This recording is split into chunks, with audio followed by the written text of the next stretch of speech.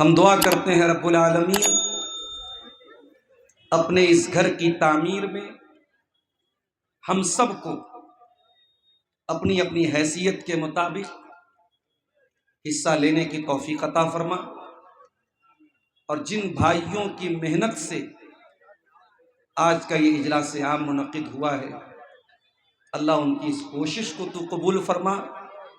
یہ ایمان کی نشانی ہے میرے پیارے ساتھی، مسجد کی تعمیر کرنا یہ سب کے بس کی بات نہیں ہے۔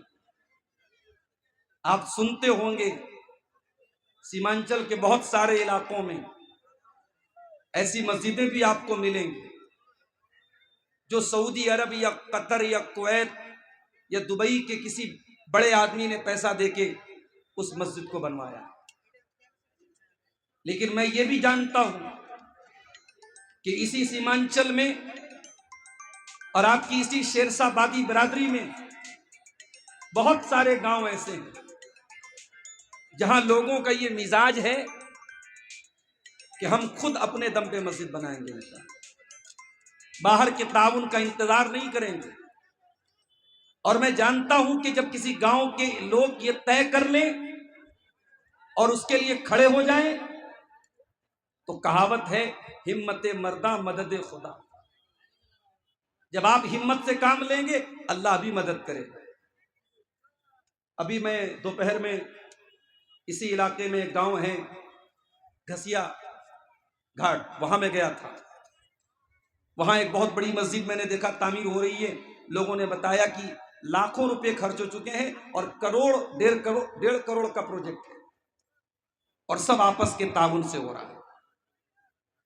اسی منیہاری کے علاقے میں جے نگر میں گیا، وہاں کے نوجوانوں نے بتایا ہم لوگ گاؤں سے کلیکشن کر کے کئی لاکھ روپے ہم نے عیدگاہ کے لیے بنا لیے اکٹھا کر، جبکہ یہ پچھڑے علاقے ہیں، سیلاب زدہ علاقے ہیں، لیکن ہمت جب آپ پیدا کرتے ہیں کہتے ہیں بوند بوند تالاب بنتا ہے۔ آپ یہ مت سوچئے کہ مسجد کا معاملہ ہے میرے 100 روپے سے کیا ہو جائے گا، اللہ نیتوں کو جانتا ہے۔ کوئی 1 کروڑ دے کر کے وہ ثواب نہیں پاتا جو کسی کا 100 روپیہ ثواب حاصل کر لیتا ہے۔ اس لیے میری آپ سب سے گزارش ہے، میرے بعد بھی کئی علماء کا بیان ہوگا، شاید اس میں چندہ کرنے والے عالم بھی تقریر کریں گے، ان کے ہاتھ پر بھی آپ مسجد کا تعاون کریں گے، اور تقریر ختم کرنے کے ٹائم 5-10 منٹ آخر میں میرے ہاتھ پر بھی آپ آئیں گے اور مسجد کا تعاون کریں گے۔ اللہ تعالیٰ سے دعا کرتے ہیں جو حضرات بھی اس مسجد میں دان کر رہے ہیں یا کریں گے، اللہ سب کے دان کو، سب کے صدقہ خیرات کو قبول فرمائے۔ میرے بھائیوں، ہم اور آپ بہت پڑھے لکھے اگر نہیں ہیں، ایک عام کامن سینس والا آدمی بھی ایک بات جانتا ہے کہ دنیا میں کوئی بھی چیز چلانے کے لیے ایک سسٹم کی ضرورت پڑتی ہے۔ بہار میں چناؤ ہونے والا ہے، کل پہلے چرن کا چناؤ ہے، چناؤ کے لیے سرکار نے ایک چناؤ آیوگ بنایا۔ چناؤ آیوگ ایک بہت بڑا سسٹم ہے، جو سرکاری ٹیچر لوگ ہیں، سرکاری نوکری والے لوگ ہیں، ان کی ڈیوٹی لگتی ہے، ہر بوتھ پر ان کو بھیجا جاتا ہے 2 دن پہلے سے، اور پورے سسٹم کے بعد تب جا کر کے چناؤ کی پرکریا سمپن ہوتی ہے، چناؤ پورا ہوتا ہے۔ دنیا کی ہر چیز میں یہی چیز ہے، سسٹم سے کام کریں گے تو کام صحیح ہوگا، سمے سے ہوگا۔ ہم سڑک پہ چلتے ہیں، انڈیا میں نیم کیا ہے؟ ہمیں بائیں سے چلنا ہے۔ اگر ہم نیم کو فالو نہیں کریں گے، دائیں سے چلیں گے، بیچ میں گاڑی چلائیں گے، ایکسیڈنٹ ہو سکتا ہے، لڑ سکتے ہیں، مر سکتے ہیں۔ ہائی وے پر آپ چلے جائیے، سگنل آتا ہے، گرین سگنل بنا ہے، ریڈ سگنل بنا ہے، یلو سگنل بنا ہے۔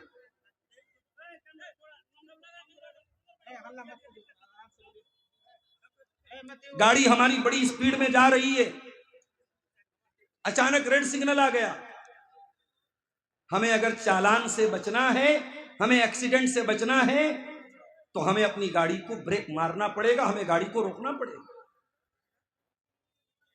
اسی چناؤ کے ماحول میں کئی مرتبہ پٹنہ سے بائی کار آیا آپ کے علاقے میں، راستے میں پولیس والے ٹارچ لے کے کھڑے ہیں، چناؤ والے کھڑے ہیں، ان کا کام کیا ہے؟ گاڑی کی تلاشی لینا، کہیں نوٹ کی گڈی تو نہیں جا رہی ہے، گاڑی ڈگی کھولو، بیگ کھولو، وہ چیک کرتے ہیں۔ ہمیں جلسے میں جانا ہے، لیٹ بھی ہو رہا ہے، مگر ہمیں اس نیم کو فالو کرنا ہے۔ اگر ہم گاڑی اسپیڈ میں بھگائیں گے اور پولیس والوں کو شک ہو گیا، وہاں سے تو ہم نکل جائیں گے، اگلی چوکی پہ ہمیں روک لیا جائے گا اور 10 منٹ بچانے میں ہمیں 1 گھنٹہ برباد کرنا پڑے گا۔ تو سگنل آنے کے بعد ہماری گاڑی رک جاتی ہے، گاڑی رکی ہے، گرین سگنل ہو گیا، اب گرین سگنل کے بعد اگر آپ کی گاڑی کھڑی رہے گی، پیچھے سے لوگ ہارن بجانے لگے، بھائی گاڑی آگے بڑھاؤ، جام لگ رہا ہے، ٹریفک ہو رہا ہے۔ زندگی گزارنے کے لیے بھی کوئی نیم ہونا چاہیے میرے بھائی، زندگی میں بھی کچھ گرین سگنل ہونا چاہیے کہ یہ کام کرو، زندگی میں کچھ ریڈ سگنل بھی ہونا چاہیے کہ یہ کام مت کرو۔ اور زندگی گزارنے کے اسی نیم کو بتانے کے لیے اللہ نے دنیا میں نبیوں کو بھیجا، اور اس سلسلے کی آخری کڑی کے طور پہ آج سے تقریباً 1450 سال پہلے عرب کی دھرتی پر مکہ شہر میں اللہ نے اپنے آخری نبی جناب محمد رسول اللہ صلی اللہ علیہ وسلم کو بھیجا۔ وہ نبی دنیا میں کیوں آئے؟ زندگی کا نیم بتانے کے لیے، زندگی کا قاعدہ قانون بتانے کے لیے۔ وَالَّذِي بَعَثَ فِي الْأُمِّيِّينَ رَسُولًا مِّنْهُمْ يَتْلُو عَلَيْهِمْ آيَاتِهِ وَيُزَكِّيهِمْ وَيُعَلِّمُهُمُ الْكِتَابَ وَالْحِكْمَةَ وَإِنْ كَانُوا مِنْ قَبْلُ لَفِي ضَلَالٍ مُبِينٍ۔ اللہ نے مکہ کے ان پڑھ لوگوں میں، امی لوگوں میں، جو لکھنا پڑھنا نہیں جانتے تھے، امی لوگوں میں اللہ نے ایک نبی بھیجا، انہی میں سے جو اللہ کی آیتوں کو پڑھ پڑھ کے سناتے ہیں، جو ان کو قرآن کی تعلیم دیتے ہیں، ان کو سنت کی تعلیم دیتے ہیں، ان کو گندگیوں سے پاک صاف کرتے ہیں، ان کو پوتر کرتے ہیں، ان کو صاف کرتے ہیں۔ نبی آئے تھے ہمیں دنیا میں بتانے کے لیے زندگی کی گاڑی کو کہاں بریک لگانا ہے اور زندگی کی گاڑی کو کہاں آگے بڑھانا ہے، کہاں ریڈ سگنل ہے، کہاں یلو سگنل ہے، کہاں گرین سگنل ہے۔ مگر معاف کرنا میرے پیارے ساتھی، دنیا میں ہم گاڑی چلانے میں نیم کو فالو نہ کریں تو ایکسیڈنٹ ہو جائے گا، اور اگر ہم شریعت کے بتائے ہوئے قانون کو فالو نہیں کریں گے تو ہمارے ساتھ اتنا بڑا ایکسیڈنٹ ہوگا کہ ہم سوچ نہیں سکتے۔ دنیا کے ایکسیڈنٹ میں جان جائے گی، لیکن اگر اللہ کے بتائے ہوئے نیموں کی اندیکھی کی، ہم نے اللہ کے ریڈ سگنل کو کراس کیا، رسول کے گرین سگنل کو فالو نہیں کیا، تو ہمارا انجام کیا ہوگا؟ قرآن کہتا ہے یا ایھا الذین آمنوا قوا انفسکم واہلیکم نارا وقودها الناس والحجارہ، اے ایمان والو اپنے آپ کو جہنم کی آگ سے بچاؤ، اپنے پریوار کو، اپنی فیملی کو، اپنے بال بچوں کو جہنم کی آگ سے بچاؤ۔ اے اللہ، دنیا کی آگ جلا کر کے خاک کر دیتی ہے، دنیا کی آگ پیٹرول سے جلتی ہے، گاڑی میں سی این جی بھروانا ہو، ڈرائیور کہتا ہے گاڑی سے اتر جاؤ، آگ لگ سکتی ہے، خطرہ ہو سکتا ہے۔ دنیا میں سی این جی سے آگ لگتی ہے، ایل پی جی سے آگ لگتی ہے، پیٹرول سے آگ لگتی ہے، ڈیزل سے آگ لگتی ہے۔ اے اللہ، جہنم کی آگ کیسے جلے گی؟ فرمایا وقودها الناس والحجارہ، جہنم کی آگ انسانوں سے جلے گی، جہنم کی آگ پتھروں سے جلے گی۔ دنیا میں اپرادھی جیل میں جاتا ہے، جیل میں بستر لگ جاتا ہے، تکیہ لگ جاتا ہے، موبائل دے دیا جاتا ہے. جو بڑے بڑے مافیا لوگ ہوتے ہیں، اپرادھی لوگ ہوتے ہیں، جیل کے اندر بھی ان کو عیش و آرام ملتا ہے، کیونکہ جیلر ان کا اپنا آدمی ہے، پولیس والا ان کا اپنا آدمی ہے. وہ پیسہ دے کر کے، رشوت دے کر کے اپنے مطلب کی بات بنوا سکتے ہیں. اے اللہ، کیا جہنم میں بھی اپرادھیوں کو چھوٹ ملے گی؟ کیا جہنم میں جو جیلر ہوں گے، جو رکھوالی کرنے والے ہوں گے، وہ رشوت لے کر کے کسی کے ساتھ نرمی برتیں گے؟ فرمایا نہیں نہیں، علیہا ملائکۃ غلاظ شداد لا یعصون اللہ ما امرہم. جہنم کے اندر رشوت چلبے نہ، جہنم کے اندر سورس نہیں چلے گا، جہنم کے اندر کسی اپرادھی کو کوئی چھوٹ نہیں ملے گی. جہنم میں جو گیا ہے وہاں اس کو جو جہنم کی سزائیں ہیں وہ جھیلنا پڑے. ابھی ہمارے عبدالحق صاحب تقریر کر رہے تھے، میں بیٹھا ہوا تھا، کچھ باتیں میرے کانوں میں پڑ رہی تھی. انہوں نے کہا کہ آج کل نوجوان جلسے میں تقریر سننے کم جاتا ہے. اب کیا کرنے جاتا ہے؟ عبدالحق صاحب چونکہ اسی علاقے کے زیادہ بہتر جانتے ہیں، انہوں نے بتایا کہ صاحب بڑے غلط سلط کام ہو رہے ہیں. لیکن آپ غور کیجئے کہ آج ہمارا نوجوان کہاں کہاں اپنا ٹائم پاس کر رہا ہے. جلسے میں آیا ہے تقریر سننے کے لیے، کوئی بنارس سے آیا، کوئی اٹاوا سے آیا، کوئی کشن گنج سے آیا، کوئی پورنیا سے آیا. ان کے آنے جانے کا انتظام کیا گیا، ان کو اسٹیج پہ بلایا گیا، اور یہ بیٹھ کر کے وہاں لڑکیوں کے اور عورتوں کے جو ہے پنڈال کی طرف یہ ٹہل رہا ہے، گھوم رہا ہے. کوئی ادھر موبائل لے کے لگا ہے، کوئی دکان پہ کھڑا ہے یا کھڑی ہے. پوچھو بھائی یہ کیا ہو رہا ہے؟ تو ایک جواب ملتا ہے کہ ٹائم پاس ہو رہا ہے. نوجوان موبائل پر لگا ہے رات میں 2-2 بجے تک. کیا کر رہے ہو بھائی؟ ٹائم پاس کر رہا. اللہ اکبر. اگر تم ٹائم کی قیمت سمجھ جاؤ، سمے کا مہتو سمجھ جاؤ، وقت کی قیمت سمجھ جاؤ، 1 منٹ لیٹ ہونے سے تمہاری ٹرین چھوٹ سکتی ہے، 1 منٹ لیٹ ہونے سے تمہاری فلائٹ چھوٹ سکتی ہے. 1 منٹ بھی زندگی میں اتنا اہم ہوتا ہے میرے پیارے ساتھیوں، اور ہم نہیں جانتے. ابھی آج دوپہر میں بنارس سے ایک صاحب کا فون آیا، ان کی لڑکی کی شادی تھی 2 دن پہلے. انہوں نے کہا مولانا آپ آئے نہیں شادی میں؟ میں نے کہا بھائی آپ نے دعوت دی، آپ کا شکریہ، مگر ہم لوگوں کے پیروں میں پہیا لگا ہوا ہے. جہاں میں اہل ایمان صورت خورشید جیتے ہیں، ادھر ڈوبے ادھر نکلے، ادھر ڈوبے ادھر نکلے. رات میں ہوتا ہوں آپ کے روشنا میں، آپ کے منیہاری میں، آپ کے لابھا میں، آپ کے پرانپور میں. صبح پٹنہ میں ہوتا ہوں 6 بجے، 8 بجے بنارس میں ہوتا ہوں. میرا کوئی ٹھکانہ نہیں ہے میرے بھائی. میں نے کہا شادی میں میری دعائیں آپ کے ساتھ ہیں، میں شادی میں نہیں آ پایا. انہوں نے کہا مولانا ایک بات آپ سے کہنا چاہتا ہوں. میں نے کہا کیا بات ہے بتائیے. کہا ابھی تک میں نے کسی کو نہیں بتایا. میں نے کہا کیا بات ہے بھائی، ہمارے بڑے خاص ہیں وہ. کہا مولانا مجھے خطرناک بیماری ہو رہی. میں نے کہا کیا ہو گیا؟ کہا کہ کینسر کی بیماری ہو گئی. میں نے کہا کنفرم ہو گیا؟ کہاں کنفرم ہو گیا. میں نے کہا کہاں ہوا ہے؟ کہا کھانے کی نلی میں ہوا ہے. کھانا کھا رہا ہوں، حلق کے نیچے نہیں اتر رہا. اللہ اکبر. 2 دن پہلے ایک آدمی لڑکی کی شادی کرتا ہے، 1000 لوگوں کو کھانا کھلاتا ہے، دھوم دھام سے شادی کر رہا ہے، اور 2 دن کے بعد مجھ کو فون کر کے کہہ رہا ہے مولانا دعا کیجیے گا مجھے کینسر ہو گیا. آدمی بلبلا ہے پانی کا، کیا بھروسہ ہے زندگانی کا.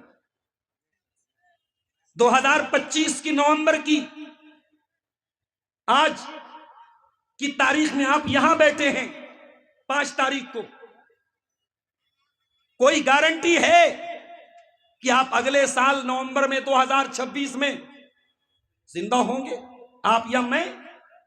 کوئی گارنٹی نہیں. میں نے تو 2025 کی جگہ 2026 کہہ دیا.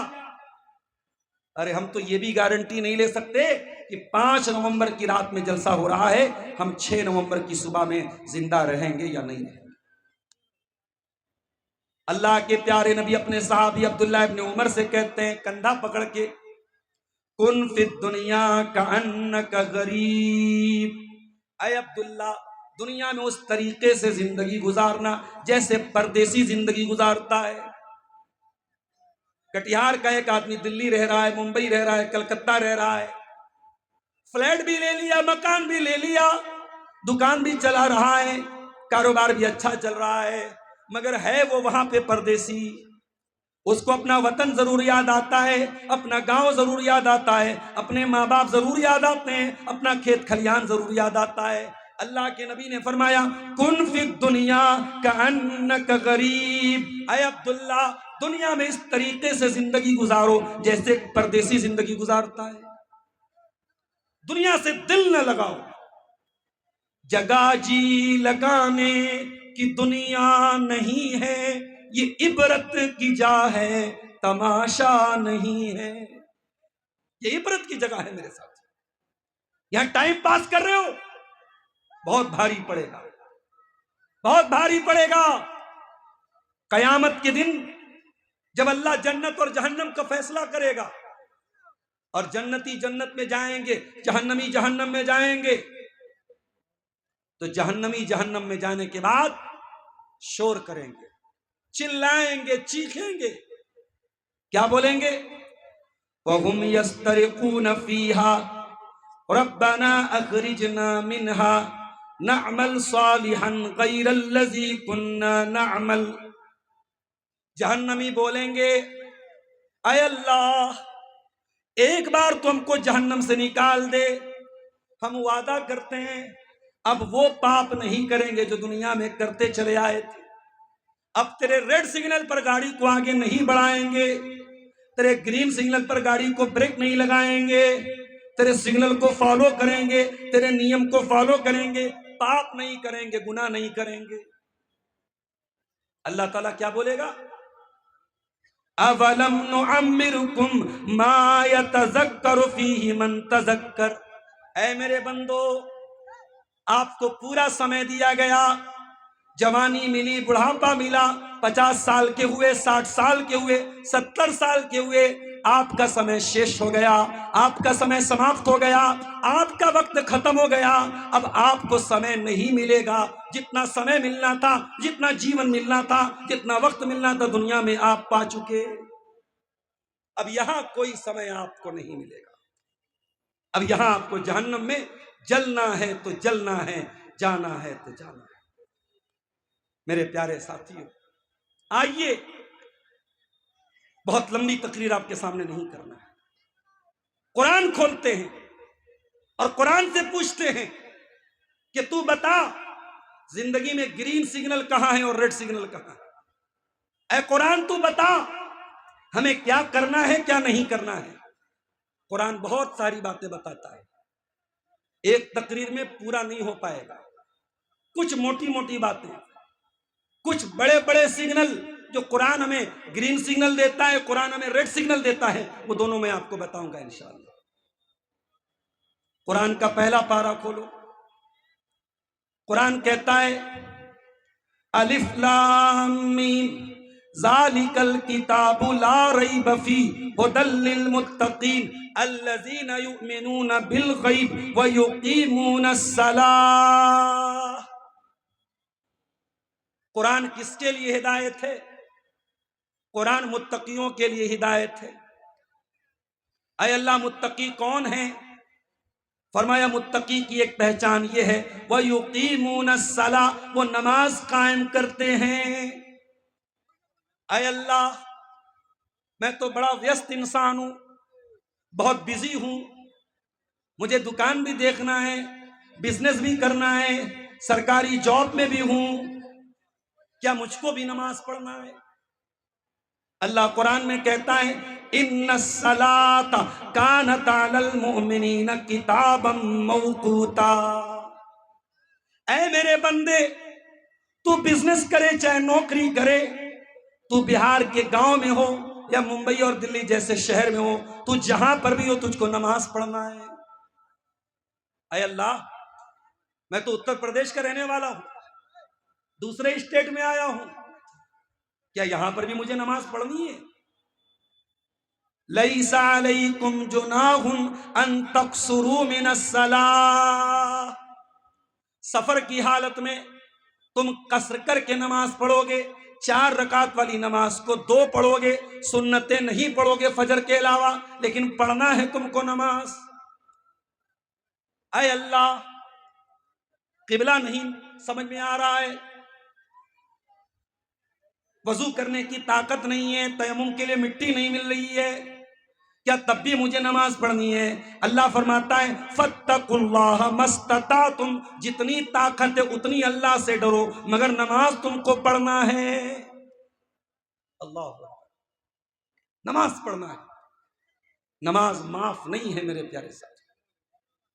زندگی میں سب سے مشکل حالت جنگ کے میدان میں ہوتی ہے، دشمن سامنے کھڑا ہے، دشمن کا ڈر ہے اور جنگ لمبی چل سکتی ہے۔ اے اللہ، کیا جنگ کے میدان میں بھی نماز پڑھنا ہے؟ ہاں، قرآن کہتا ہے جنگ کے میدان میں بھی تم کو نماز پڑھنا ہے، طریقہ بدل جائے گا، سسٹم بدل جائے گا، نماز خوف ادا کرنا ہے۔ جائیے علماء سے پوچھ لیجیے گا نماز خوف کیسے پڑھتے ہیں، نماز خوف پڑھنے کا طریقہ کیا ہے، علماء سے پوچھ لیجیے گا، لیکن جنگ کے میدان میں بھی آپ کو نماز پڑھنا ہے میرے ساتھ۔ کیا بہانہ ہے اللہ کے یہاں؟ نماز نہ پڑھنے کا کیا بہانہ ہے؟ مجھے بتا دو میرے بھائی۔ ایک ویڈیو میں نے دیکھا، ایک آدمی جس کا ایک پیر کٹا ہوا تھا، مسجد میں آیا، وضو بنایا، ایک پیر پہ کھڑا ہو کے نماز پڑھ رہا ہے۔ کیا بہانہ ہے ہمارے پاس؟ کتنے لوگ ہیں پیروں سے معذور ہیں، اپاہج ہیں، پیرالائزڈ ہیں، بیساکھی کے سہارے چل کے مسجد میں جاتے ہیں لیکن نماز پڑھتے ہیں۔ کیا بہانہ ہے ہمارے پاس؟ کوئی بہانہ نہیں ہے، کوئی ایکسکیوز نہیں ہے۔ بل الانسان علی نفسہ بصیرہ، اے انسان تو خود اپنے اوپر گواہ ہے، تو جانتا ہے تیرے پاس کوئی بہانہ نہیں ہے، نماز کا ٹائم ہو گیا، تجھ کو نماز پڑھنا ہے۔ میری پیاری ماں اور بہنوں، میں جانتا ہوں گاؤں دیہات کی عورتیں شہر کے مقابلے میں زیادہ محنت کرتی ہیں، تھوڑا بہت تو میں بھی آپ کے گاؤں کے ماحول میں آتے جاتے محسوس کر لیا میں نے۔ گاؤں دیہات کی عورتیں زیادہ محنت کرتی ہیں، زیادہ کام کرتی ہیں، کبھی کھیت میں کام کر رہی ہیں، کبھی گھر میں کام کر رہی ہیں، مگر نماز آپ کے لیے بھی معاف نہیں ہے میری پیاری ماں اور بہن، نماز معاف نہیں۔ بچہ چھوٹا ہے، دودھ پی رہا ہے، اگر لڑکا ہے اور آپ کے کپڑے پر پیشاب کر دیتا ہے، اللہ کے نبی فرماتے ہیں دودھ پینے والا بچہ لڑکا اگر ہے، جس کو بنگلہ میں آپ چھیلا بولتے ہیں، اگر چھیلا ہے اور پیشاب کر دیا، اس پہ چھینٹا مار دو، آپ نماز پڑھ سکتی ہیں۔ اور اگر لڑکی کو کیا بولتے ہیں، میں بولتے ہیں، میں ہے، اگر چھیلی ہے، چھوڑی ہے، اس نے دودھ پیتی بچی اگر اس نے پیشاب کر دیا، اس نے کپڑے پر اگر پیشاب کر دیا، تو اس کو آپ اتنے حصے کو دھل لیجئے، لیکن نماز آپ کی معاف نہیں ہے۔ نماز تو پڑھنا ہے میری پیاری ماں۔ قرآن کہتا ہے رجال لا تلہیہم تجارت ولا بیع عن ذکر اللہ واقام الصلاۃ وایتاء الزکاۃ، میرے نیک بندے وہ ہوتے ہیں کاروبار بھی کرتے ہیں، بزنس مین بھی ہوتے ہیں، ان کے پاس کاروبار بھی ہے، لیکن نماز سے ان کا کاروبار ان کو روکتا نہیں، کاروبار ان کو نماز سے غافل نہیں کرتا۔ ایک مرتبہ حضرت عائشہ نماز پڑھ رہی تھی۔ کون سی نماز پڑھ رہی تھی؟ چاشت کی نماز۔ چاشت کی نماز جانتے ہیں آپ لوگ؟ بہت سارے لوگ نہیں جانتے ہوں۔ ایک نفلی نماز ہے، پڑھو گے تو ثواب ہے، نہیں پڑھو گے تو کوئی گناہ کی بات نہیں۔ 2 رکعت بھی پڑھ سکتے ہیں، 4 رکعت بھی پڑھ سکتے ہیں۔ کب پڑھتے ہیں اس کو؟ کون پڑھیں؟ سورج کے نکلنے کے بعد۔ سورج نکل گیا، بلند ہو گیا، 15-20 منٹ کے بعد آپ چاشت کی نماز پڑھ سکتے ہیں۔ ایک سمے تو وہ ہے۔ دوسرا سمے صبح 10-11 بجے جب اچھی خاصی دھوپ نکل گئی ہو اس ٹائم بھی آپ اس نماز کو پڑھ سکتے ہیں. اس کو چاش کی نماز بھی بولتے ہیں, اس کو اشراق کی نماز بھی بولتے ہیں, اس کو اوابین کی نماز بھی بولتے ہیں. بہت ثواب ہے اس کا. اگر آپ نے 2 رکعت نماز پڑھی چاش کی تو بدن میں جتنے جوڑ ہیں ہر جوڑ کی طرف سے دان ہو جائے گا, ہر جوڑ کی طرف سے اللہ کی راہ میں صدقہ ہو جائے گا.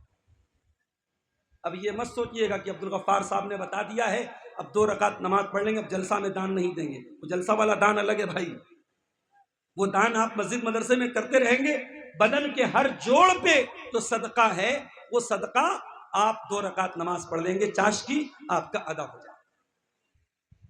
حضرت عائشہ چاش کی نماز پڑھ رہی ہیں. میری کتنی پیاری مائیں بہنیں جو جانتی بھی نہیں ہوں گی کہ چاش کی بھی کوئی نماز ہوتی ہے. حضرت عائشہ چاش کی نماز پڑھ رہی ہیں. ان کا بھتیجا, ان کے بھائی کا بیٹا جس کا نام قاسم بن محمد تھا, اپنی پھوپھی سے ملنے کے لیے آیا. دیکھا میری پھوپھی نماز پڑھ رہی ہیں اور نماز میں سورہ طور کی آیت نمبر 27 تلاوت کر رہی ہیں, جس میں اللہ فرماتا ہے جب جنتی جنت میں جائیں گے تو کہیں گے فمن اللہ علینا ووقانا عذاب السموم. اے اللہ تیرا کرم ہے ہم پر, تیرا اپکار ہے ہم پر, تیرا احسان ہے ہم پر کہ تو نے جنت میں پہنچا دیا اور جہنم سے بچا لیا. قاسم بن محمد کہتے ہیں ان کے بھتیجے کہ میں نے دیکھا میری پھوپھی نماز پڑھ رہی ہیں اور یہی آیت بار بار پڑھتی چلی جا رہی. کہتے حتی ملل, تو میں تھک گیا اور میں وہاں سے مارکیٹ چلا گیا, بازار چلا گیا, اور بہت دیر کے بعد اپنا سامان وغیرہ خریدنے کے بعد, اپنی ضرورت پوری کرنے کے بعد میں آیا. میں کیا دیکھتا ہوں, میری پھوپھی جان اسی حالت میں کھڑی ہیں, اسی آیت کو پڑھتی چلی جا رہی ہیں اور روتی چلی جا رہی ہیں. فمن اللہ علینا ووقانا عذاب السموم. ایک نماز یہ بھی تھی میرے ساتھ کہ ایک آیت پر نبی کی بیوی روتی چلی جا رہی ہیں اور پڑھتی چلی جا رہی ہیں. اور ایک نماز ہم لوگ پڑھتے ہیں, شاعر کہتا ہے تجھے کیا ملے گا نماز میں, تیرا دل تو ہے صنم آشنا, تجھے کیا ملے گا نماز میں. ہمارا دل کہیں اور رہتا ہے, دماغ کہیں اور رہتا ہے اور سر سجدے میں رہتا ہے.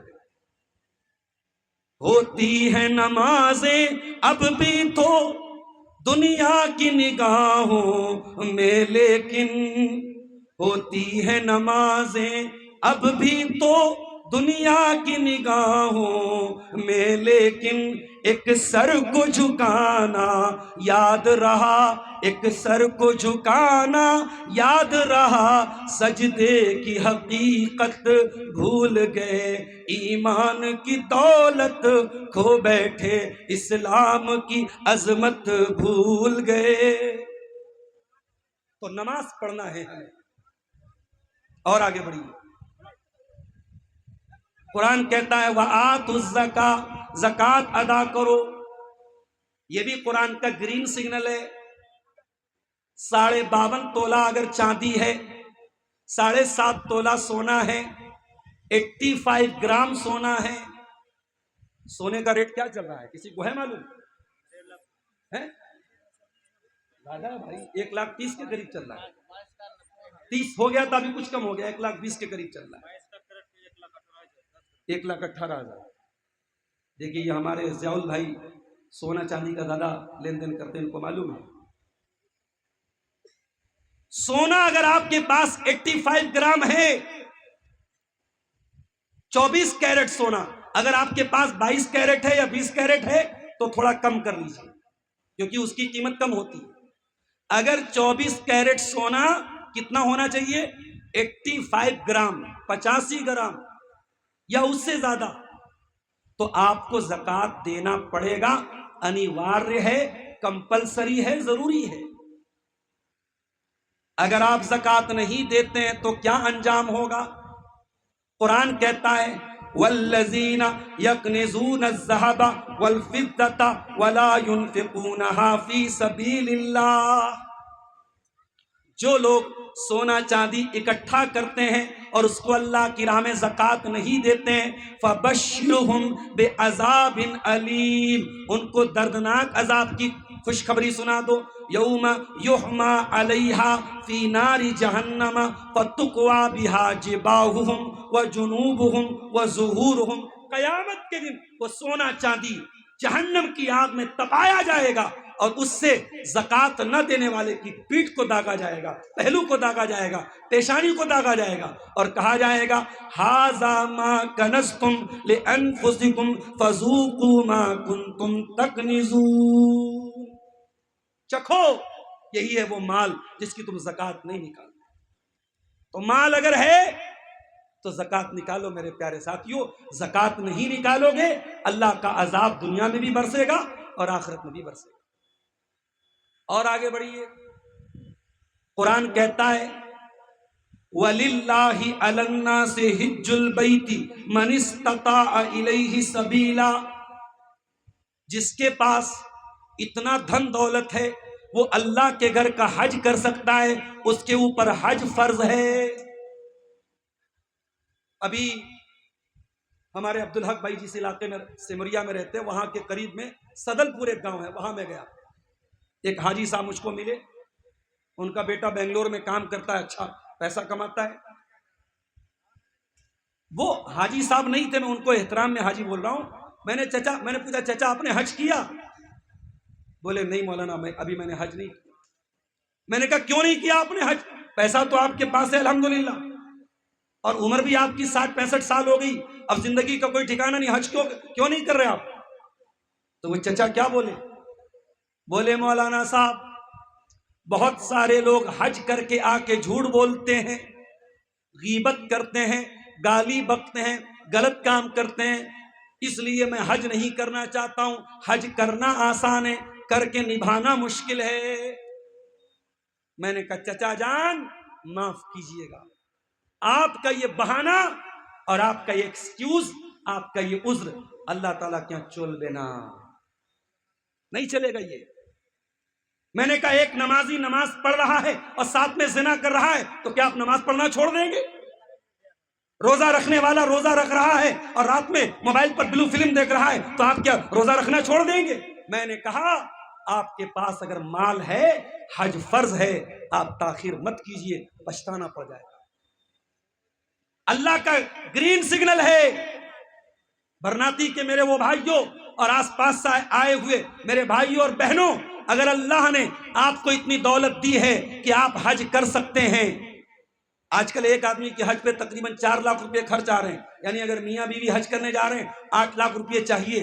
اگر آپ کو اللہ نے اتنا نوازا ہے کہ آپ اپنے بال بچوں کو کھلا کے پلا کے آپ 8 لاکھ روپیہ آسانی سے انتظام کر کے حج کر سکتے ہیں تو حج فرض ہے۔ آپ دیر نہ کیجئے، آپ تاخیر نہ کیجئے، آپ جلدی کیجئے، موت کا کوئی بھروسہ نہیں ہے میرے پیارے سے۔ تو یہ شریعت کا گرین سگنل ہے۔ نماز کا ٹائم ہوا، نماز پڑھو، رمضان کا مہینہ آیا روزہ رکھو، مال کے اوپر زکوٰۃ فرض ہے، زکوٰۃ دو، حج کرنے کی طاقت ہے، حج کرو۔ ایک اور گرین سگنل بتاتا ہوں شریعت کا، آپ ایمان لائے، مسلمان ہیں آپ، اب اس اسلام پر قائم بھی رہنا ہے، اسلام کو چھوڑنا نہیں۔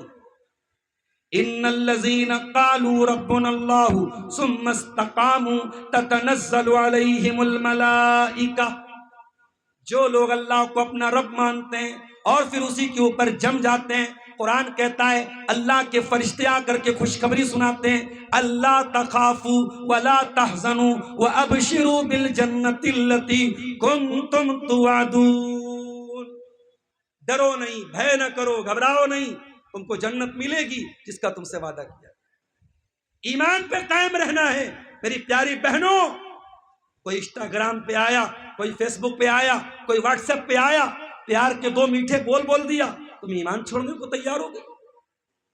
ابھی کل کی خبر ہے، موبائل پر میرے پاس میسج آیا، بریلی میں ایک مسلمان لڑکی، نام تھا نیہا انصاری، اسلام چھوڑ کے اپنے غیر مسلم بوائے فرینڈ کے ساتھ 3-4 مہینے تک اس کے ساتھ بغیر شادی کے حرام کاری کرتی رہی، زنا کرتی رہی، جس کو آج کی دنیا میں لیو ان ریلیشن شپ کہا جاتا ہے۔ آج کی دنیا میں حرام طریقے سے مرد و عورت کو رہنے کے لیے ایک بڑا اچھا سا لفظ تلاش کیا گیا، لیو ان ریلیشن شپ۔ یاد رکھو، اسلام میں مرد و عورت کے درمیان کوئی لیو ان ریلیشن شپ کی اجازت نہیں ہے، کوئی گرل فرینڈ بوائے فرینڈ کی اجازت نہیں ہے۔ اسلام میں ایک ہی رشتہ ہے مرد و عورت کے بیچ میں تعلق کو جائز کرنے کا، اور وہ نکاح کا رشتہ ہے۔ اور میری بہنوں، بڑے ادب کے ساتھ تم سے کہنا چاہتا ہوں، بڑی محبت کے ساتھ کہنا چاہتا ہوں، میں کبھی کبھی جلسوں میں جاتا ہوں تو پتہ لگا جلسے میں کوئی لڑکی کسی لڑکے کے ساتھ بھاگ گئی، افسوس ہوتا ہے، درد ہوتا ہے، تکلیف ہوتی ہے کہ دینی پروگرام ہے، جلسہ ہے، اور وہاں یہ حرکتیں ہو رہی ہیں۔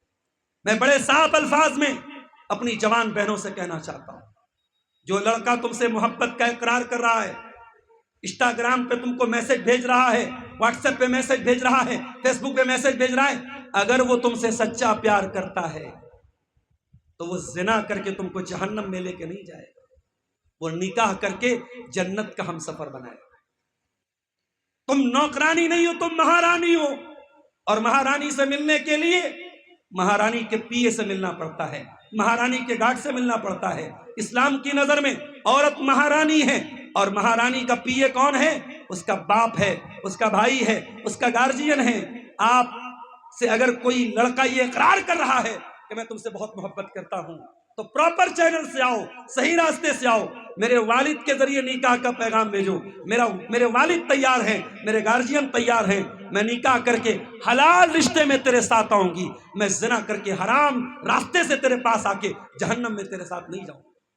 یہ طے کر لو میری بہن، اور یہ بات یاد رکھو، شیطان کا پرانا فارمولا ہے، خراب مال کو اچھی پیکنگ میں پیک کر کے شیطان پیش کرتا ہے۔ ہمارے باپ آدم اور ہماری ماں حوا کو جب شیطان نے بہکایا تو یہ کہہ کے نہیں بہکایا کہ پیڑ کھا لو جنت سے نکل جاؤ گے۔ الا ادلکم علی شجرۃ الخلد وملک لا یبلا، اے آدم، اے حوا، یہ جو پیڑ جس کے قریب جانے سے اللہ تم کو منع کر رہا ہے، یہ پیڑ اگر کھا لو گے تو تم ہمیشہ ہمیش جنت میں رہو گے۔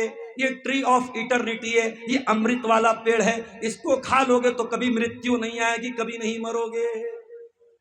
تو شیطان کا پرانا طریقہ ہے، کبھی بے حیائی کو فیشن کا نام دیتا ہے، کبھی زنا کو پیار کا نام دیتا ہے، کبھی شراب کو بیئر کا نام دیتا ہے، کبھی ننگے پن کو ماڈرن اور فیشن کا نام دیتا ہے۔ شیطان کی پیکنگ سے دھوکہ نہ کھانا، قرآن کہتا ہے انہ لکم عدو مبین، شیطان تمہارا کھلا ہوا دشمن۔ میرے بھائیو، یہ تو گرین سگنل ہو گئے، اب آئیے کچھ شریعت کے ریڈ سگنل بھی دیکھ لیتے۔ شریعت ہم سے کہتی ہے سود نہ کھاؤ، یا ایھا الذین آمنوا لا تاکلوا الربا، اے ایمان والو سود اور بیاج مت کھاؤ۔ آپ کے گاؤں دیہات میں آج مجھے معلوم ہوا ہے سود اور بیاج کی بہت ساری شکلیں چل رہی ہیں۔ چھوٹا چھوٹا اماؤنٹ 3-3 ہزار روپئے لوگ مہینے کا کسی کے پاس جمع کرتے ہیں، اور سال بھر میں 12×3 = 36,000 جمع کر کے 40,000 لے رہے ہیں۔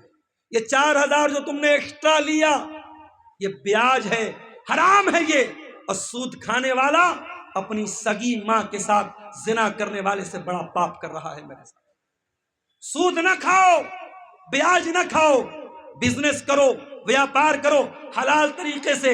36,000 کا تم 36 لاکھ بنا لو، مگر حرام طریقے سے اگر 36,000 پہ تم 40,000 لے رہے ہو تو یہ 4,000 حرام کی کمائی ہے جو اپنے پیٹ میں تم ڈال رہے ہو میرے پیارے سے۔ قرآن کہتا ہے وَلَا تَقْرَبُوا الزِّنَا، زنا کے قریب نہ جانا، زنا کے پاس بھی نہ جانا۔ اسی لیے اسلام عورت کو پردے میں نکلنے کا حکم دیتا ہے۔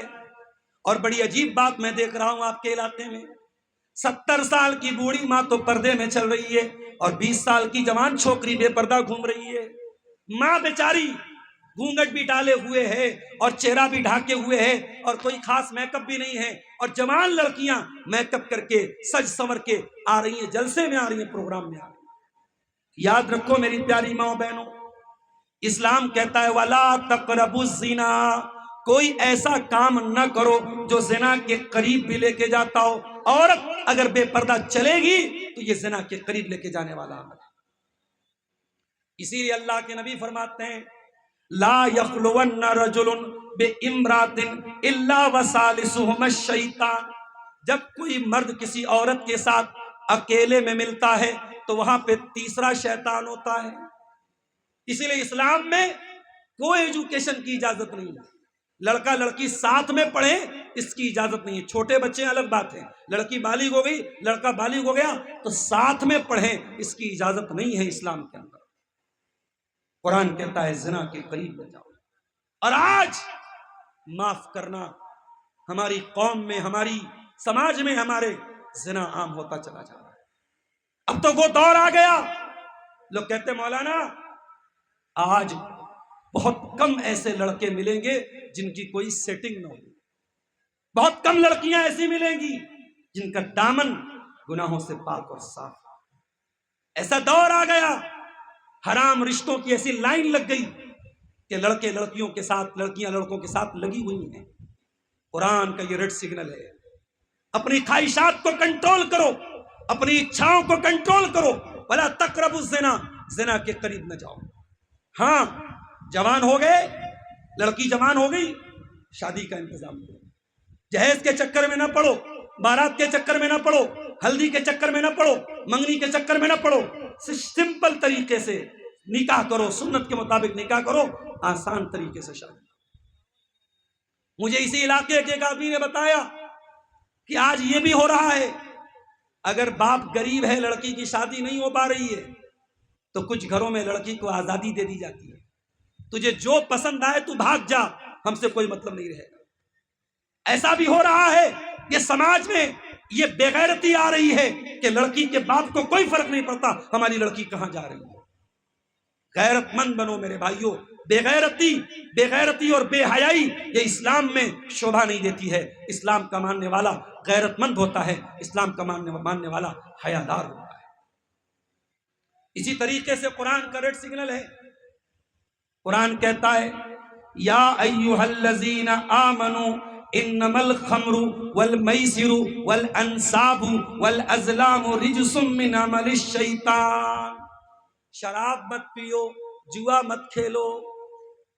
نتیش کمار جی کو کوئی بتا دے کہ بہار میں شراب بندی آج آپ نے کرائی ہے، اور پوری دنیا میں شراب بندی میرے نبی نے 1400 سال پہلے کرائی تھی، اور آپ کو شراب بندی کا پرچار کرنا پڑ رہا ہے، بڑے بڑے بینر لگانے پڑ رہے ہیں، اور پھر بھی اللیگل طریقے سے بہار میں شراب بک رہی اور پی جا رہی ہے، اور مسلمان بھی پی رہا ہے، غیر مسلم بھی پی رہا ہے۔ مگر میرے نبی نے جب شراب کو حرام کیا تھا، میرے نبی نے جب شراب کو حرام کیا تھا، کوئی بینر نہیں لگا، کوئی لاؤڈ اسپیکر لے کے گھوما نہیں گیا، کوئی ایڈورٹیزمنٹ نہیں ہوا، قرآن کی آیت نبی نے پڑھ کے سنا دی، قرآن کی آیت نبی نے پڑھ کے سنا دی، شراب حرام ہے، اور صحابہ نے اپنے برتنوں تک کو گھر سے نکال دیا، اور شراب کی ندیاں مدینہ کے اندر گلیوں میں پانی کی طرح شراب بہنے لگی، صحابہ نے اپنے گھر سے شراب نکال دی۔ مسلمان وہ شراب پی رہا ہے۔ یاد رکھو میرے بھائی، تو شراب پیے گا وہ زنا بھی کر سکتا ہے، وہ اپنی بیٹی کو بھی غلط طریقے سے ٹچ کر سکتا ہے، اپنی ماں پر بھی غلط نظر اٹھا سکتا ہے۔ اسی لیے شراب کو ام الخبائث کہا گیا، تمام برائیوں کی جڑ کہا گیا۔ اس لیے قرآن کا یہ ریڈ سگنل ہے، شراب مت پیو، شراب کے قریب مت جاؤ، اگر کامیاب ہونا ہے تو شراب مت پیو۔ اسی طریقے سے قرآن کا ریڈ سگنل وَلَا تُصَعِّرْ خَدَّكَ لِلنَّاسِ وَلَا تَمْشِ فِي الْأَرْضِ مَرَحًا، لوگوں سے گال پھلا کر کے نہ ملا کر، زمین میں اکڑ کر کے نہ چلا کر، اہنکار نہیں ہونا چاہیے، غرور نہیں ہونا چاہیے۔ اگر آپ کو کوئی عہدہ مل جائے، کوئی کرسی مل جائے، کوئی پاور مل جائے تو حضرت عمر کو یاد کر لینا۔ حضرت عمر سے بڑا پاور تو نہیں ہے آپ کے پاس۔ حضرت عمر 22 لاکھ اسکوائر میل کے دائرے پر حکومت کر رہے ہیں۔